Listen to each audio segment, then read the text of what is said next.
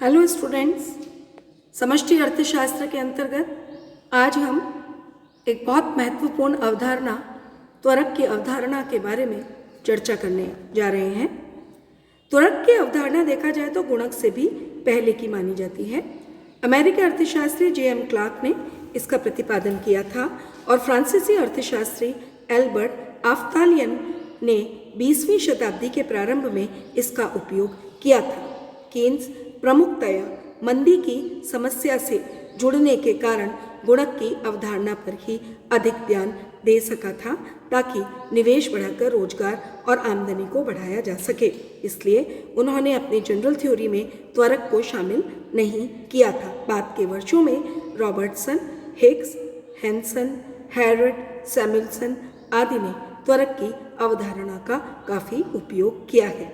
सैमुएल्सन का गुणक त्वरक की परस्पर क्रिया का वर्णन बहुत मशहूर माना गया है। कुरेहारा ने त्वरक व गुणक के सम्मिलित प्रभाव को लेकर सुपर गुणक की धारणा का विवेचन किया है। त्वरक गुणांक किसे कहते हैं? त्वरक सिद्धांत में उत्पत्ति के परिवर्तन से निवेश की मात्रा पर पड़ने वाले प्रभाव का अध्ययन किया जाता है। एडवर्ड शेपिरो ने कहा है, उनके मैक्रो इकोनॉमिक एनालिसिस के 5th एडिशन 1982 में जो प्रकाशित हुआ उसके पेज नंबर 401 पर उन्होंने ये कहा है, उत्पत्ति के स्तर व निवेश की मात्रा में परिवर्तनों के बीच जो मूलभूत संबंध होता है वह त्वरक सिद्धांत कहलाता है। इस परिभाषा के अनुसार त्वरक के द्वारा उत्पत्ति की मात्रा में के बदलने का प्रभाव पूंजीगत माल पर देखा जाता है। पूंजी उत्पत्ति अनुपात को त्वरक कहते हैं। एक इकाई उत्पत्ति के लिए पूंजी के जिस मात्रा का उपयोग किया जाता है उसे पूंजी उत्पत्ति अनुपात कहा जाता है। मान लीजिए हम पूंजी उत्पत्ति अनुपात या त्वरक को W से सूचित करते हैं। पूंजी के स्टॉक को K से, निवेश को I से तथा डेल्टा K से निवेश में परिवर्तनों को और उत्पत्ति की मात्रा को y से सूचित करते हैं तो इस प्रकार के संबंध प्राप्त होंगे। K = WY। यहाँ पूंजी के वर्तमान स्टॉक का संबंध उत्पत्ति के मात्रा से किया गया है और W त्वरक गुणांक है। यदि हम K और Y के परिवर्तनों पर विचार करें तो जो संबंध निकल कर आता है वह है delta K = I = W delta Y, अर्थात पूंजी के स्टॉक का परिवर्तन अथवा निवेश की मात्रा त्वरक की उत्पत्ति के परिवर्तन से गुणा करने के बराबर होगी। यदि पूंजी उत्पत्ति अनुपात 2:1 है तो त्वरक 2 माना जाएगा। ऊपर के दोनों संबंधों के अनुसार W = K/Y अथवा डेल्टा K/ डेल्टा Y या I = डेल्टा Y माना जाएगा।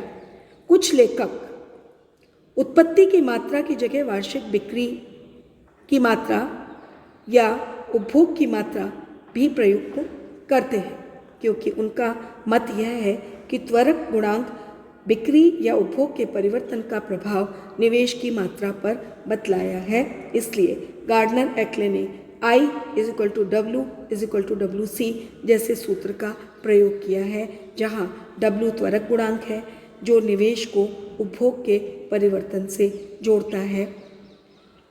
अंतिम उत्पत्ति का परिवर्तन निवेश को उपभोग या बिक्री के माध्यम से ही प्रभावित करता है।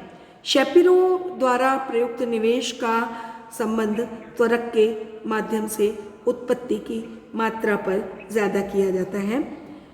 उदाहरण के लिए यदि उत्पत्ति की मात्रा या आमदनी Y = 100 होती है और त्वरक 2 माना जाता है तो पूंजी का स्टॉक 100 × 2 200 रुपये माना जाएगा।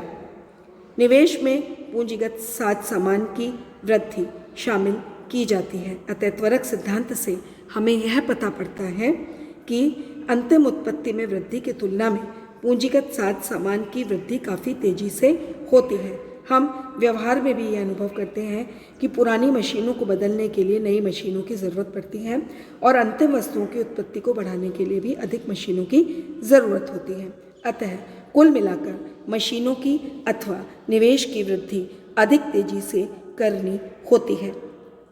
सरल त्वरक मॉडल की मुख्य बात यही है और सरल त्वरक मॉडल में हमें ये बताया जाता है कि उत्पत्ति की मात्रा के परिवर्तनों की तुलना में सकल निवेश के परिवर्तन ज़्यादा तेजी से होते हैं। यह त्वरक प्रभाव के कारण होता है। यहाँ सकल निवेश में पुनर्स्थापन निवेश व शुद्ध निवेश दोनों को लिया जाता है। त्वरक सिद्धांत की प्रक्रिया को देखने के लिए हम रिप्लेसमेंट इन्वेस्टमेंट को भी शामिल कर लेते हैं और उससे त्वरक की जो एक्सप्लेनेशन है वो और अधिक क्लियर हो जाता है। Thank you very much.